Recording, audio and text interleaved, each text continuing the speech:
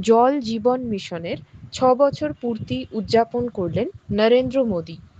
ভারত এবং শ্রীলঙ্কার নেভির মধ্যে স্লাইনেক্স 2025 মহড়া শুরু হলো কলম্বোতে।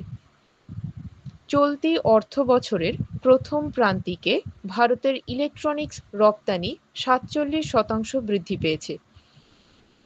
জুলাই 2025 সরকারি তথ্য অনুসারে 2025-26 অর্থবছরের জন্য ভারতের রপ্তানি লক্ষ্যমাত্রা $1 ট্রিলিয়ন।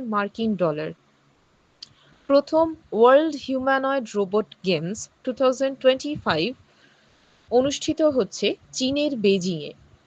৫ টাকায় খাবার প্রদান করতে অটল ক্যান্টিনস লঞ্চ করছেন দিল্লির মুখ্যমন্ত্রী রেখা গুপ্তা। ইঞ্জিনিয়ারদের জন্য AI powered bridge management training launch করল Bihar. IOC mental health ambassador হিসেবে নিযুক্ত হলেন অভিনব বিন্দ্রা। সমস্ত ধরনের ক্রিকেট থেকে ব্যান হলেন শ্রীলঙ্কার ক্রিকেটার সালিয়া সামান। মিস ইউনিভার্স ইন্ডিয়া 2025 শিরোপা জিতলেন রাজস্থানের মনিকা বিশ্বকর্মা।